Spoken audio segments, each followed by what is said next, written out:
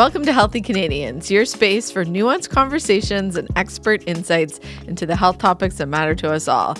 I'm your host, Beahen, and I'm joined by Alex Newman, co-host and producer. Hey, Megan. How you doing? Good, thanks. How are you? Good. So I've got a bit of a dark spoiler alert for you. We're all going to die. But not like today or anything. Well, the good news is I consider myself to be a death enthusiast. Okay. Maybe you want to explain that for our listeners a little bit. What do you mean?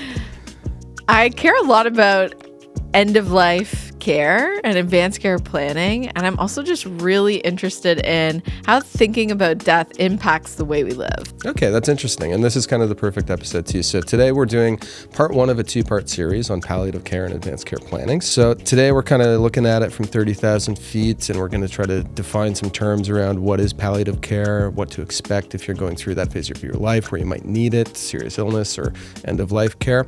And then in part two, we're going to talk more about like the importance of planning ahead, having those tough conversations, thinking about what you might want when you're facing a serious illness or end of life. And we're super lucky to have guests who are working in palliative care in Canada and are really passionate about the topic as advocates. We have Dr. Sammy Winemaker and Dr. Seow. Also podcast hosts with Waiting Room Revolution. Lucky us. So just a bit of housekeeping before we get started. Although Healthy Canadians is produced by Health Canada and the Public Health Agency of Canada, what we discuss won't always reflect the official positions or policies of the Government of Canada, but that's okay. These are conversations, not news releases. Okay, let's talk about palliative care. Let's do it. Hello, Sammy and Hsien. Thank you so much for joining today, us on Healthy Canadians.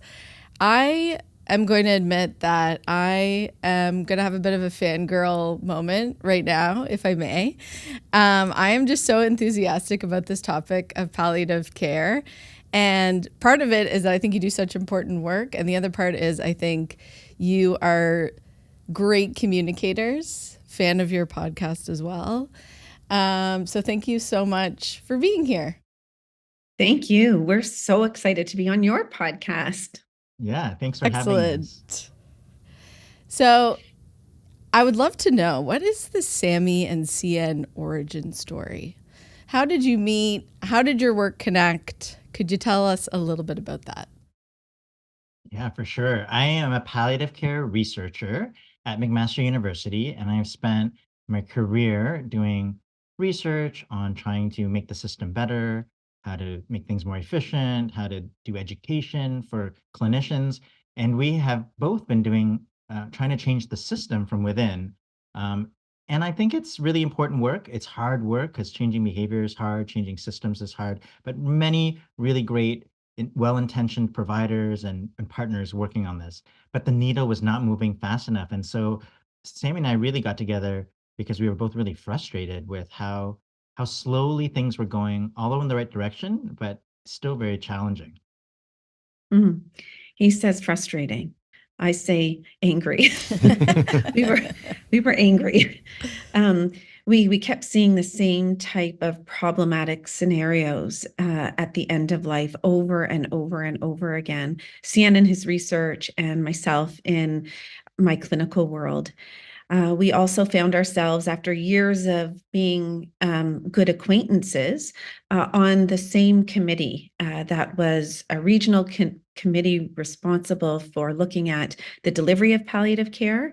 Hsien was the chair, and I was one of the regional clinical leads. And we found ourselves having the meeting after the meeting, every meeting, where we would say, why can't things change? Why is everything so difficult? Why do we have to sell this so hard, this type of care?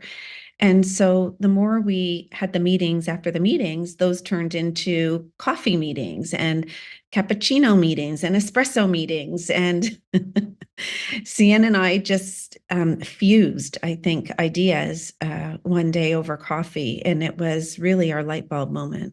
Cool. Yeah. And can I, if you want to hear the story behind the light bulb moment? I definitely want to hear the light bulb moment story. Yeah. I mean, the truth is, Sammy, I didn't drink coffee until I met Sammy. So we had so many meetings that we need to unpack that a little bit. Big mistake. Yeah. Big mistake. but because now we're unstoppable. Now I have too many cups. But Sammy was helping me really do a project about education. It was a national grant. We were doing education of clinicians, primary care clinician teams, trying to show them how to do a palliative approach to care. And that's what Sammy's really great at, because she works in people's homes. She talks in plain language with patients and families every day, and just does it without, all these labels. And so we were trying to show other primary care providers how to do that. And the light bulb came up when she said, Hsien, if we do it for all the primary care providers, we're still missing the most important group, which are patients and families. And we realized right there that all the education and years and all the programs were really focused on providers, but there wasn't as much on educating the public. And patients and families are so thirsty for this knowledge and so receptive, but we hadn't really thought of how all our materials and strategies would be applied there. And so that got us on a new chapter of our work, which looked at how do we translate this thing called palliative care for everyday citizens, particularly patients and families facing a serious illness. That's a great story. I think palliative care, and we'll jump into it in a moment about like what is palliative care and what does it look like. But when you were talking, it just kind of reminded me that, palliative care is one of those things that like there's a whole team involved, right? And you have people and family that are involved in a healthcare scenario that is somewhat a little bit unique, right? Like I don't need to be as informed, maybe going to the dentist. Maybe I do. Maybe I still need to be. It's good to be informed about the dentist too. I think too, though, big mistake. A lot of people think about it as kind of an exclusively end of life thing, and kind of narrowly, I think. And maybe there's something you can speak to about that, like looking at it from more, I guess, of a holistic kind of view, or like a broader sense of palliative care. Mm-hmm. One of the greatest challenges, I think, over my 20-year career has been the definition or the perception of palliative care. It is thrown around as a word in so many different ways, as a service, as a specialty, as a weird point in time and a label, as a philosophy, synonymous with hospice, synonymous with end-of-life care. And so it's no wonder that people are confused about what is palliative care. Oh, and I forgot to say it's also an approach and a philosophy of care. Don't know if I said that. Anyway, so it's no wonder people are confused, because when people talk about it, we don't know what the person speaking the word is intending and the person hearing the word is interpreting. And so we can have these filters in between that start us off on the wrong foot. So palliative care, at its core, is a philosophy of care. It is an approach to care for people with a progressive, potentially life-limiting illness. And it's meant to be adopted by every healthcare provider as a mandatory skill that is integrated into just the natural way they provide good person-centered care to people from the beginning of a diagnosis right until the end, never really having to label anyone palliative, just knowing that as their illness ebbs and flows, that the healthcare provider can also ebb and flow and direct and engage the care in the most appropriate way for the place where the patient's at in their illness journey. So that all sounds very complicated, but is this beautiful, magical care that honors a whole person, holistic care, focusing on quality of life, whatever that means to the patient, and acknowledges mortality over time. And would you say that's sort of like the future of palliative care, which is really a palliative approach? And yes. Right? Yeah. You caught me, Megan. It is the ideal way we all speak and understand palliative care. But in today's healthcare system, that's not the interpretation of palliative care. It's usually end-of-life care. It signals a certain type of service and specialty team, like the one that I'm on in the community. And oftentimes it's used as a label, like, you're palliative now. Right. You weren't yesterday, but today you are. Or it's spoken about when there's this perception that there's nothing more we can do for you. So, we have to move you on to the Grim Reaper team. And what Alex said about that sort of narrow focus or narrow idea of what people think, I think, especially if you haven't gone through some sort of palliative experience with a loved one, you might be imagining like a very specific bedside end of life sort of scenario. Maybe you could give us a couple of examples of a palliative approach that you see sort of like day to day, and how that's a bit different than maybe what we would instinctively imagine. Yeah, I mean, referrals come to me late in the game. So admittedly, I wish I could give you stories from the beginning that I've been deeply involved in, but this is the problem. Right. I'm usually enlisted late, when people typically have months left to live. And when I trained, I thought that I was going to be an expert symptomatologist, that I was going, and yes, I have those skills. But the truth is when I find myself in people's homes, that might be the reason why I've been invited to the home for, let's say, a pain crisis or nausea or insomnia. And I'm invited because of symptoms. But when I get there, whether I meet the patient and family in the kitchen, the living room, the bedroom, wherever I meet them, when we unpack the physical symptoms, it isn't a surprise when we find that underneath what's driving and amplifying the symptoms is really fear and anxiety and the mystery of feeling lost and unrecognizable. That people feel scared and unmoored and out of control. And so, to be honest, that's what I specialize in, all of those things. So a lot of what I do is information sharing and asking people, how much do you understand about your illness, where you've come from in your illness, where you're at now, and does your mind ever wander into the future? And how much do you understand about from here forward? And we talk and talk and talk about all of that. I always ask people, is it okay if I speak openly and frankly about your situation? And most of the time people say, are you kidding? Of course. What do you mean? Have people not been speaking openly and frankly this whole time and suddenly you are? And that's not the intention, but people do want to be invited into knowing more about their illness. And that's a lot about, of what I do. Yeah, and that's really, what Sammy's describing, what she does in the home, every single day is, the light bulb is recognizing that those conversations don't need to be reserved only by a Sammy winemaker or a palliative care specialist near the end of life. Mhm. This idea of being invited to talk about what are you hoping for? What do we need to plan for? Making decisions that represent you. Those are things that people wish that they could do right from the beginning of a diagnosis. And so the myths about palliative care, that it is a thing that, only specialists can do, people with extra training, when yes, there are obviously expertise that, a person with palliative care training has, but all healthcare providers are able to talk about the natural history of different conditions.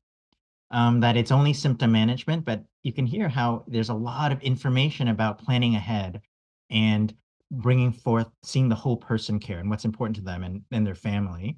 And that it's not only at end of life. Like, this beautiful whole person care should be something that people get that can get right from the beginning of a life-changing diagnosis. And that's what we're really trying to do, is this idea of early palliative approach to care.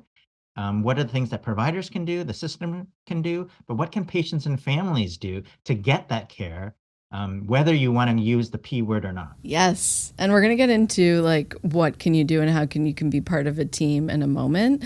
But I think for someone who's not working in a healthcare system, I think people would feel surprised to hear that. It's surprising to hear that that direct open communication wouldn't have happened, or that someone's coming in an end of life scenario, and it feels like conversations are maybe even happening a bit too late. Why does that happen, and why isn't it easier or more open? Mhm. Well, there's multiple layers there. I think, if we peel back the layers, really underneath is we're all human. And as humans, we tend to be death denying. Okay, so that's the first layer. Yes. And then let's leap forward to, the training of healthcare providers and the fact that there are still major gaps in our training because of this death denying. I can fix everything. There's a treatment for all. If you don't cure something, you're failing. This is the kind of healthcare culture we are living in. So, we get, in medical school, you all have to do a rotation in obstetrics. All of us have to deliver a certain number of babies, or you can't graduate. But there is no mandatory curriculum across Canada and for many of the medical schools in the US as well, and other countries, mandatory curriculum in palliative care. Yet every single doctor and nurse is likely to have to care for someone with a life-changing progressive illness. So when people graduate, they graduate thinking they don't do it, palliative care, because they weren't trained to do it. And palliative care, is done by a specialist. Right. And so these are some of the reasons, but it's not intentional that healthcare providers neglect to have open, honest, truthful, realistic conversations.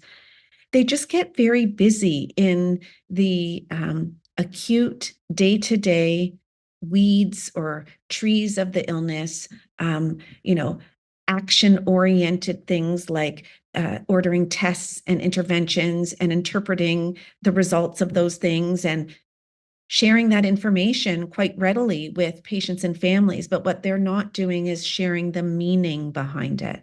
What is the meaning behind the fact that you found that in my blood work or that CAT scan? And how do I connect that with the big picture of my illness? So they're busy doing lots of good, amazing work, but there's this big chunk missing. Yeah, and connected to that in another way of saying, all of what Sammy is saying is that dying has become very medicalized. And we Mhm. have lost the social community aspects of this natural part of life that medicine has done some amazing things to expand our life expectancy, but it can't prolong it forever. But it has become hidden in hospitals where it used to be in homes. And I think because of that, uh, people are scared it's the thing we hear the most actually. People are scared to entertain the idea of what does it look like if this treatment doesn't work? Because we hear about, oh, we have some new medicine and some new treatment, and that is great. But what would it look like if that doesn't work? And they're scared to entertain that idea. So they stay on this road of hope, hoping for the best. They can fight it. They're going to beat it. You got to stay positive. And they miss the idea that as humans, that you can hope for the best and plan for the rest. These two things can coexist. And in fact, by having realistic information to hope for and plan for, it actually can expand hope. Hope can evolve and be stronger, but it needs to be grounded in truthful information. And so I think the main reason that we're so scared to talk about it is because we're scared that if we think about what that might look like, we're giving up on the idea that we want to live. It's a scary thing to think about for me, for sure. But I had the experience once of being in the room when someone passed away, and it wasn't anything like I thought it was going to be. It was completely like we build it up in our heads of being this monumental thing that happens, and usually the feeling of like a sudden or traumatic thing. But it's a lot, as I saw it anyways, in that experience, it was slower. It was calmer. It was emotional, certainly, but it wasn't traumatic. It was way different than I thought it would be, and that kind of changed my thinking a little bit around it, I think, too, and like made it a bit easier for me to talk to people about it, like my parents who are aging and stuff as well. Yeah, for sure. And I think like when we met, when I introduced myself to you, I called myself a death enthusiast, which is I think throws people off. It's a weird thing to say. That's what you mean by it. I'm not enthusiastic about dying, actually. It's quite the opposite. And thinking about my own death, motivates me to live a fuller life, right? And I love the concept you, Sammy and Hsien, use the concept of mortality awareness. Could you talk a little bit about that? That kind of talks about the practical side and the hopeful side. What does that mean? Yeah, well, I mean, when I think of mortality awareness, it's nothing dramatic. I wouldn't say it's equal to being a death enthusiast. Would you say that's another level of yeah? I think a death enthusiast is something completely, up there. But having mortality awareness is really just sometime at some point in your life that you became more cognizant of the fact that the human experience begins and it ends, just like all other animals. There's not an animal that lives forever. And that can be a lesson you learn in your kindergarten class when the first classroom goldfish dies, and the teacher bravely explains what happened to Goldie instead of rushing out on lunch hour and getting another goldfish and replacing Goldie with another Goldie, and nothing ever happened. Yes. And, and as the years go by, you just seeing your grandparents get older and how your family deals with the overtness of, grandpa's gone now and grandma's gone too. Maybe other people passing in your life, or movies, or on TV, whatever it is. Mortality awareness is about the normal life cycle. And you don't think about it every day of your life consciously. It is in the subconscious, and it can be, for me, I would say I have a very high mortality awareness, but I don't walk around smelling the flowers ooh, I'm going to die one day. And that is so on the forefront of my mind. I think I'll blow a wad of money. It's just that I feel a certain amount of peace in my life. And, I hope that I treasure every chapter of my life.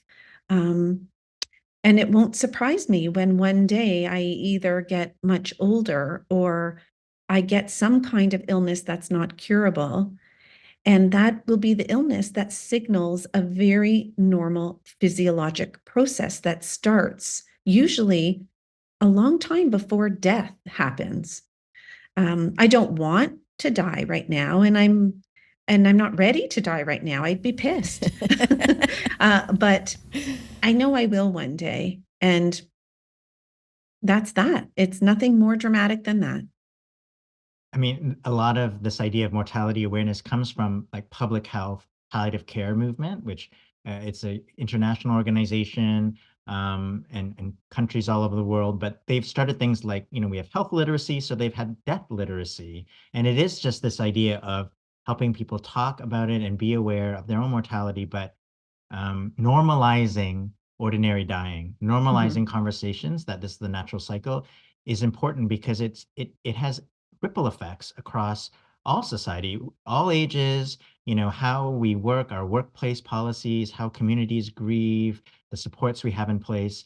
Really, I mean, a lot of this idea of death literacy and a compassionate community is connected to this idea of how we want to support each other through death, dying, grief, and loss. Yeah, it's really interesting too. I mean, I think there's an element of it too, where we accumulate these biases and thoughts about our conceptions about death and things that serious throughout our lives, and they kind of build up. And I'm thinking about it. You mentioned people talking about it to kindergartners, and my son's 3.5. And he's so matter of fact about it. The other day, he just said to me, Daddy, are you going to die? One day he's getting curious about death. And I said, well, yeah, hopefully not for a long time, but yes, one day. And he just said point blank, am I going to get a new daddy when you die? And I was like, well, that's up to your mom. But has he had a goldfish die yet? Yeah. No, he hasn't had it. And I mean, it's very innocent, right? But it kind of makes me reflect on my own biases and how I've conceptualized it my whole life, and that contributes so much, I think, to how we talk about it. So like, it's really important, I think, to talk to kids and younger people about it in a way that's really open and not stigmatizing, I guess.